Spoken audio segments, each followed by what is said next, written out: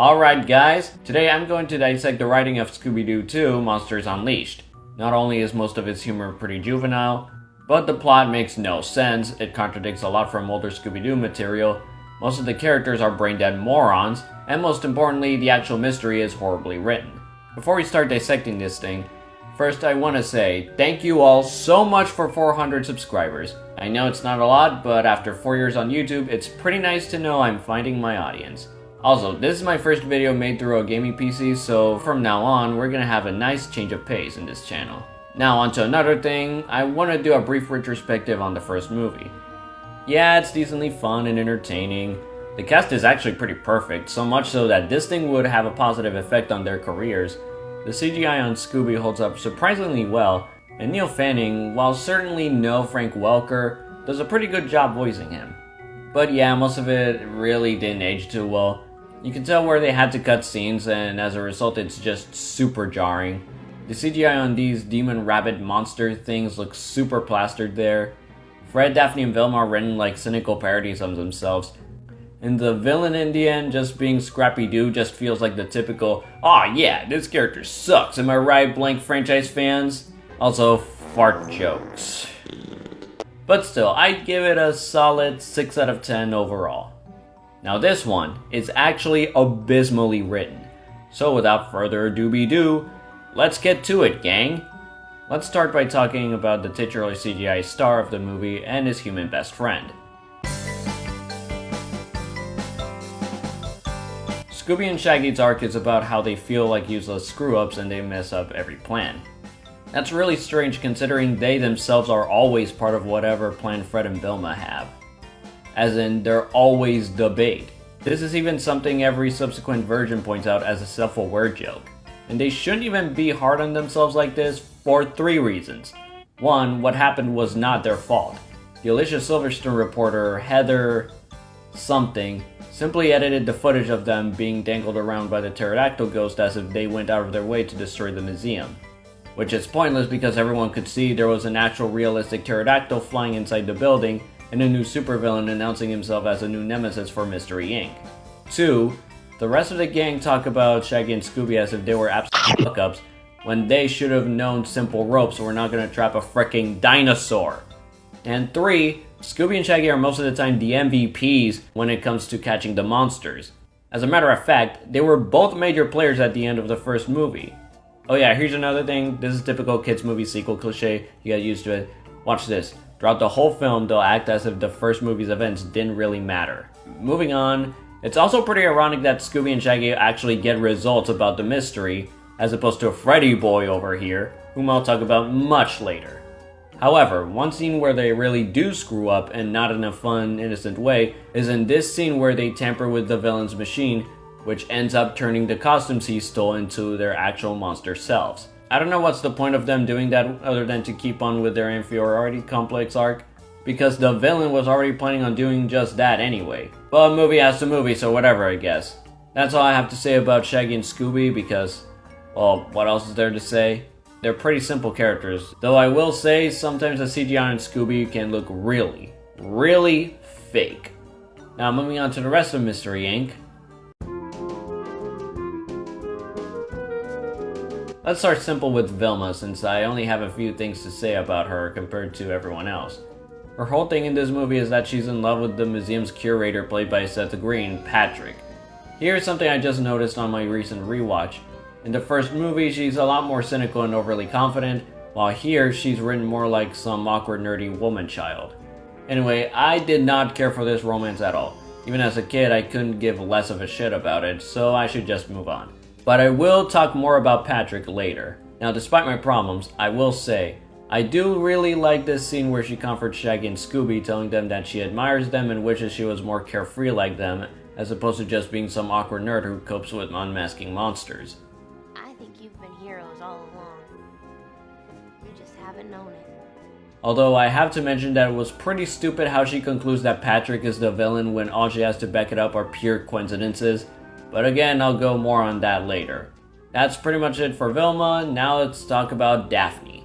She has this very, very small arc about how she feels worthless compared to the other two. but it really doesn't lead anywhere, and it's even weirder that she has this when Scooby and Shaggy are already going through an inferiority complex. Not just that, but the way she gets the idea is pretty stupid. So Heather tries to pull a gotcha on her by rhetorically asking what she brings to the mystery gang, which is dumb considering that if not for her in the first movie, Scrappy would have taken over the world. And there's also this next scene where the villain interrupts Daphne and Heather's argument by showing up on top of the museum. He leaves. Heather expresses that if not for Daphne, she would have had a big scoop on her hands, and even rhetorically asks her if she can do anything right, and that's enough to have Daphne reflect on herself. Why? First of all, nobody was holding Heather's hand when the villain showed up. She just stood there like a statue, and she and Daphne were going back and forth, switching their points of view from the villain to each other. Second of all, and most importantly, Daphne should not feel bad about screwing over her troll, especially after she made her boyfriend look bad on national television twice. She should take this as a small win, if anything. Also, why does she dress up Velma in this tight leather suit? I mean, in a meta context, I know exactly why she's wearing it, but character-wise, why would Daphne dress her friend up in super tight leather? Like, look at that. The jacket is very clearly sewn to her pants.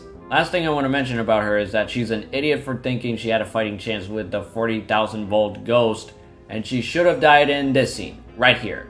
With that said, now let's round up the mystery gang with Fred. I cannot stand him in this movie. Now in the first film, they made him into this self-obsessed egomaniac who was also kind of a shallow horn dog. But I get it, you know? Pointless Hub put it best when he said, Fred Jones is a human golden retriever. He's a Boy Scout whose mind is as simple as they come. But in this movie, he is just unbelievably moronic. There are 2 instances where he thinks he can win over the press with this face that just screams, I'm gonna ace this test even though I didn't study shit. There are 2 other instances where he thinks he can put up a fight with the Black Knight Ghost, and a scene where he pulls a doorbell. Shaggy tries to warn him it might be a booby trap. He shrugs it off, only for his suspicions to be proven right. What's even more ironic is that he spends a whole movie doubting Scooby and Shaggy's attributes while he himself keeps making dumb decision after dumb decision. What's even more frustrating is that we know he's not unintelligent. There are scenes where he can keep up with Velma and Daphne's brainstorming whenever they're all onto something. Yet through most of the movie, he's a complete Neanderthal. What's even more insulting is that he never has a heart-to-heart with Scooby and Shaggy about how wrong he was about them.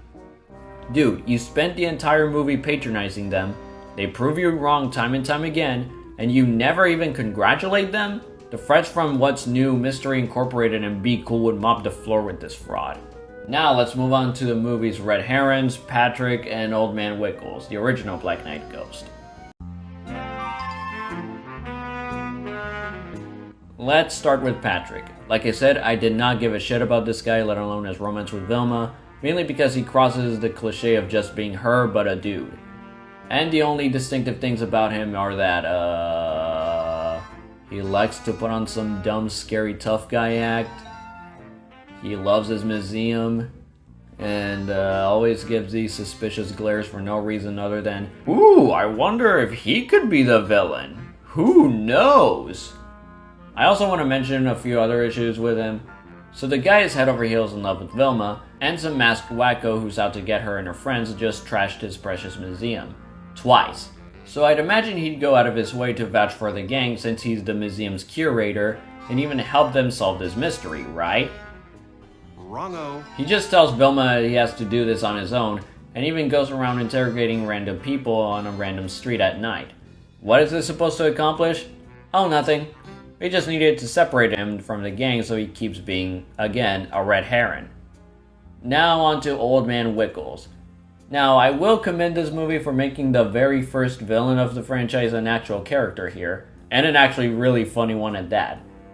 But there is questionable writing around him though. You know, other than wanting to build an amusement park where kids come to do child labor. It's free minors. Why does his house have a state-of-the-art imprisonment system? I thought the whole point of most Scooby-Doo villains is that they pull off get-rich-quick schemes. And he was in jail for quite some time, so where did he get the money and resources to build this thing? Also, they show people will fall into his trap and will only be released once he comes home at 7 p.m. And one of them is a Girl Scout. a child. So how is he not questioned for having this thing? And last thing I want to mention is that when Scooby and Shaggy confront him at the foul ghost, he goes on this emotional tangent that most of the weirdos in costumes are simply people who want to be something more other than themselves. Hide yourself behind a mask type of thing. But here's the thing, none of them ever had that motivation. Pretty much all of their villains want to make quick money or get revenge on somebody. So I don't know what the friggin' frick is this man on. Now, onto the actual villain of the movie. Hey, has anybody noticed by now that I've only been referring to this guy as the villain? Well, dear viewer, that is simply because this guy has no name. I'm serious. Look anywhere. Google it, look it up on any Scooby-Doo wiki pages. He's only referred to as the masked figure. So this guy publicly announces that he will be the one to bring down Mystery Inc. and their reputation. Yet he doesn't even have a name. Also, his entire planet and the mystery around him makes zero sense. And in order for me to dissect them, I should tell you all the big spoiler that the masked figure is actually Heather, the Alicia Silverstone reporter. But wait, there's more! Heather is also in actuality Dr. Jonathan Jacobo. Yeah, this guy from this brief little flashback which ends with him being lost at sea. Oh, you see kids? He can't be the perpetrator behind all this because he probably died years ago. More on that in a bit. So let me just start by bringing up that I researched the pterodactyl ghost, the monster Jacobo used to dress up as, and where exactly did he come from. Turns out the pterodactyl ghost was yet another monster used for a get-rich-quick scheme, and it was a team effort, with the real mastermind being this one business guy. And I also looked up Dr. Jacobo, and it turns out he was completely original for this movie. That's pretty strange considering that not only is this movie about older Scooby-Doo monsters being brought to life, but like I mentioned moments ago, they brought back Mr. Wickles from the very first Where Are You episode. So why make up an entirely new character and pretend he's one of the people Mystery Inc. unmasked in the past? Why couldn't Heather just be an entirely new character with her own plan and motivations? Have her be Daphne's rival or something, I don't know. Nostalgia Critic made a video about this movie years ago, and don't get it twisted. The video is still full of bad faith criticism and those annoying cheap sketches Channel Awesome still loves doing for some reason. But he brings up a good point that by doing this, you're just treating your audience like idiots. And Scooby-Doo is a franchise that encourages viewers of all ages to be more open-minded and try to piece out the mystery by themselves before it's actually solved. The cartoons are trying to make the audience smarter, while this thing treats you like an idiot, with all these red herrings and gotchas and twists that make no sense. Like seriously, how the flippity frick did Jacobo, this 40-year-old man, successfully disguise himself as a 28-year-old woman? You could argue he simply used one of his lab potions to transition himself, which would actually be pretty wild, but he's still wearing a mask. It just makes this whole thing redundant. Now granted, coincidentally both actors are the same height in real life, but there's still more in play here, like a lot more. That's not even bringing up that Jacobo must have swam all the way back to Coolsville without being spotted, made this super convincing disguise of an attractive young reporter that somehow doesn't make him look like the Wayans and White Chicks, and spent the next 3 years building a successful career as a news reporter. Somehow! Did really no one question where she came from, who her family is, what school she graduated from? And we're also supposed to believe that her higher-ups never asked for any personal information, like a birth certificate, ID card, driver's license, house direction, graduation papers, anything at all? Look, I get it, it's Scooby-Doo, okay? I know as well as the next guy that it's a cartoon about a talking dog and his 4 hippie friends. But at the same time, this franchise built a foundation of encouraging kids around the world to engage in teamwork and puzzle solving. This movie does not honor that. It just relies on dated plot twist cliches that feel straight out of a 2010's Disney movie. Or Incredibles 2, take your pick. Now on to Jacobo's plan. What is his plan exactly? The masked figure claims he wants revenge on Mystery Inc., but revenge for what? Unmasking him? Well, it can't be because not only was he exposed and arrested off-screen, but again, he didn't exist in the actual episode about the pterodactyl ghost. And even with that aside, You're telling me he perfected a scientific formula that can turn silly costumes into the very thing they're supposed to represent, only to ruin the lives of these 4 young adults and their dog because he just really hates them, I guess? And once he's done with Mystery Inc., what does he plan to do exactly? Take over Coolsville or what? Also, why do the monsters listen to him? For all they know, he's just some puny guy in a mask. How does he know they won't rebel and try to attack him? How do they know not to attack Heather because she's just a Kobo in disguise? How do they also know not to attack her cameraman who's been helping out with the plan? Now with him, I have no trouble believing he just went through the plan because... I mean, yeah. Since I'm mentioning a camera, I seriously do not believe one reporter with only presumably 2 years of experience at best is gonna single-handedly turn everyone suddenly against the only heroes they have. The movie tries to convince you she's the only one who can actually televise the public about the gang and how they're handling the mystery. All while ignoring, we can clearly see there are other news cameras and reporters on every crime scene. And that's only half of it. All she really does is try to make Mystery Inc. look as bad as possible through very clearly edited footage. This does not look like professional journalism. It looks more like a high schooler who's running for president trying to make her opponents look bad.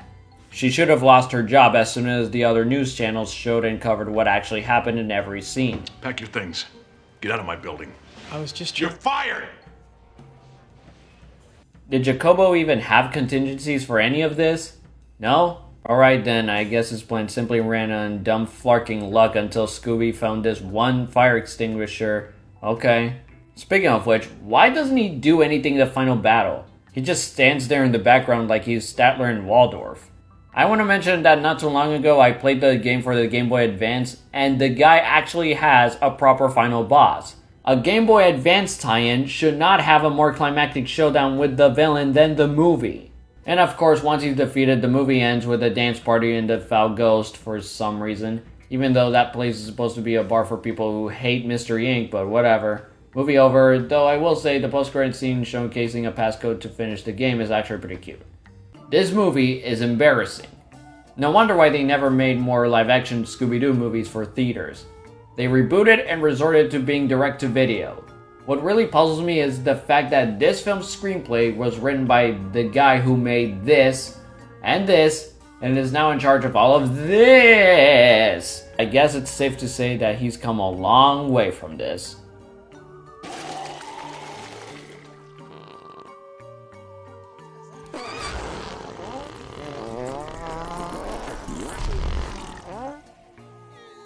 Yeah. Anyway, here's hoping that the upcoming Netflix show turns out good. Wait a second.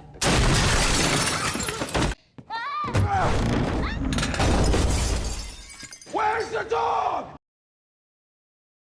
If you liked this video and would like to see more, be sure to like, subscribe, hit the bell icon, tell other friends about me because you know how YouTube works these days, and comment your thoughts down below. See you next time, stay faithful and hopeful.